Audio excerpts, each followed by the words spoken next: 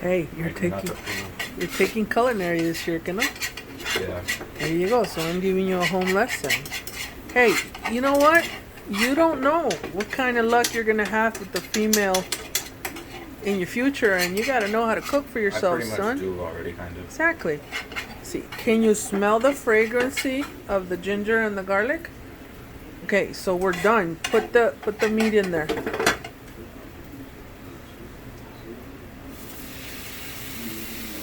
And start breaking it apart with your spoon.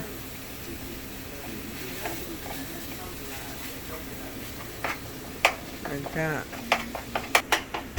So this one that you're doing right now is the 5th step, where you heated a drizzle of oil in the same pan on medium-high heat, and you added the garlic and ginger, and you cooked it until it smelled fragrant. You added the beef, and you're cooking it as you break it into pieces. You're gonna wait for it to get lightly browned, which will be around 3 to 4 minutes. Okay? Now, if you notice that there's excess grease in the pan, you're gonna carefully take it out because you don't want that. Okay? Then you're gonna increase the heat to high and cook the beef until it's browned, crisp, and cooked through, which will be another 2 to 3 minutes. Then you're gonna stir in the remaining soy sauce and cook until that soy sauce is evaporated, which will be about 2 minutes. And this is the reason that you don't put any pepper or salt like you did on the veggies. You don't put it on the meat because the soy sauce is salty enough. Okay? Because remember I told you we closed it after all the water evaporated because we want to make sure that any hard portion of the rice cooks itself in the steam. But in the given probability that it still might be a little bit hard on the edges, we might have to put a little water and close it back up.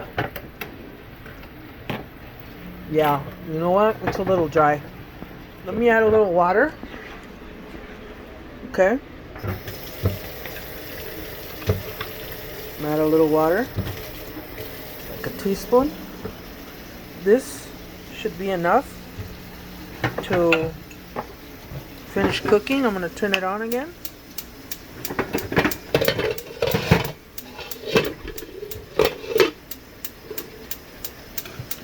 Yes, I know. We don't have the proper lids. To about that much heat. You see it? We're only going to do that for about a couple of minutes, okay? All that extra grease you want out, right?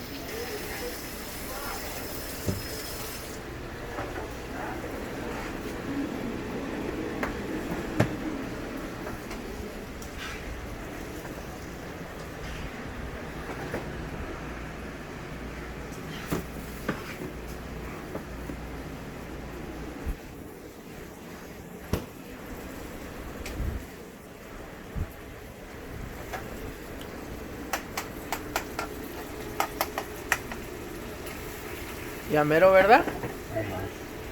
Okay.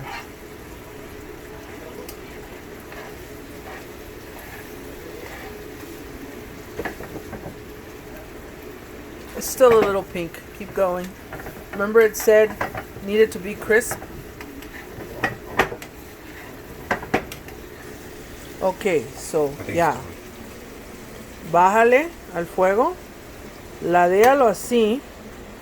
Voltéalo así, déjalo ahí. Y entonces, esto es lo que vas a hacer, mira. You're going to scoop all the meat that way.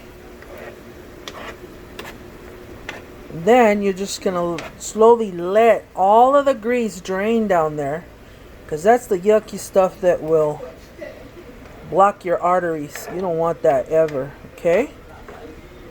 Ahorita que tú dejes de ver que escurre el líquido aquí, todo esto, you're going to scoop it out and you're going to put it in this cup. Okay? No, you want to have that scoop right here, that cup right here, because No, I'm waiting for from there to there, you're going to make a mess all over. No. I'm just letting it fall down right now, and then once everything's down, I'll just put it right back. All right. Throw it in. Let me explain the last process. Look at. You're gonna fluff the rice with the fork, and then you're gonna divide it between the plates or the bowls, right? So you're gonna put some rice, some beef, some zucchini, carrots, and mushrooms on top of the rice. You're gonna top that with these pickled onions right Just there. garnish it with the pickled onions. That and these the onions are different from these, because this is the green part of the onion, so this is called the scallion. This one is the white part of the onion. This one has been pickling and this stuff. What is this? White wine vinegar. Okay? And so then you're gonna drizzle this sauce on top of it, which is what gives it the Mongolian barbecue Korean flavor. And basically this is the step that we did earlier, which was to combine scallion whites. No, never mind. This one is the sesame oil, the soy sauce, and a couple of tablespoons of sugar. That's what this is. And that gets drizzled all over the Korean barbecue. And then you just eat it with sriracha. Okay? If you use a tiny little spoon like that, it will take forever. Say hello to my little friend. This is the reason that when your mama cooks, she has a sink full of dishes, because you gotta use several different utensils, you know, because your time is of the essence, you know.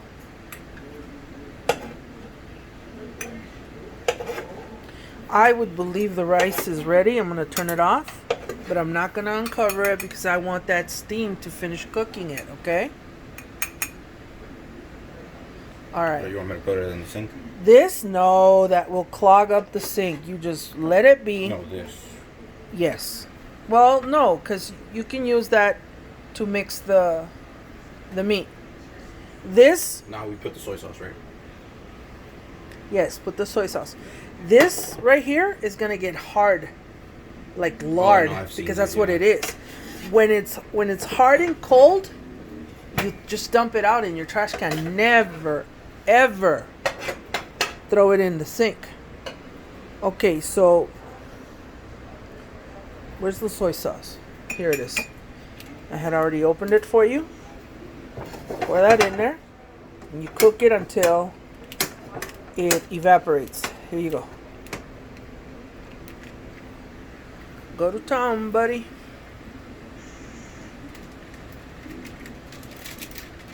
Okay. And we take this. Medium heat. Yes. And we dump it in the bag it comes in. And this is called the Korean beef bibimbap. Bibimbap. That's a weird name. What?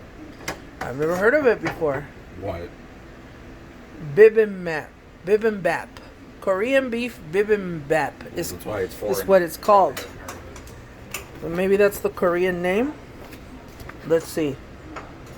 Korean beef bibimbap with zucchini, mushrooms, and carrots. And this is what it's supposed to look like. Notice how it is kind of crunchy looking. So that's why you gotta have somewhat of a crust on it, so it can look glazed over with the soy sauce.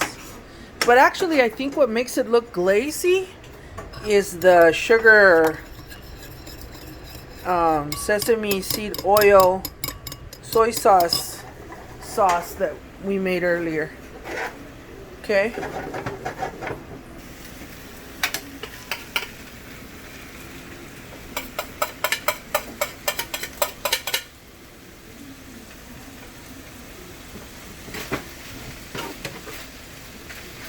Don't let go of the pan, because you could drop everything and that would be tragic. Right?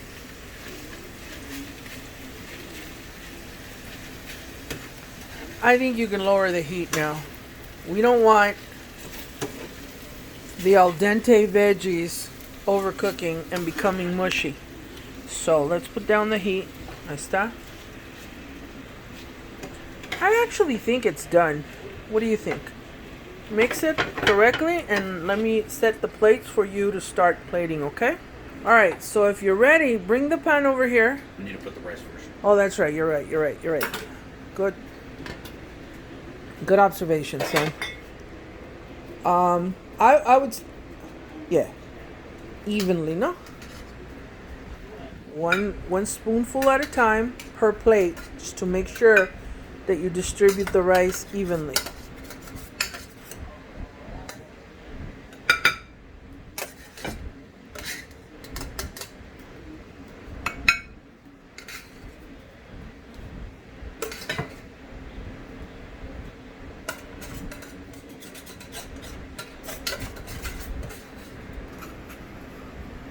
Plate your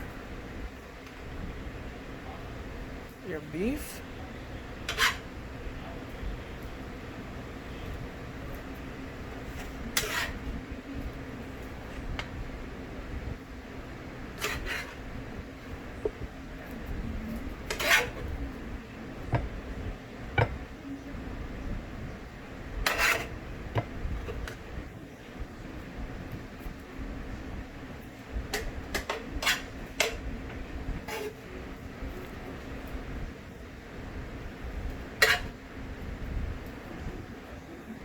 Which one's Juan's?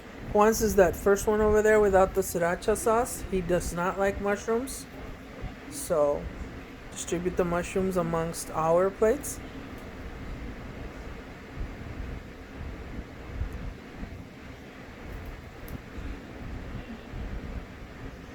Now ours isn't going to look as pretty as that one because this one has the carrots on the side. You just mixed it all, no?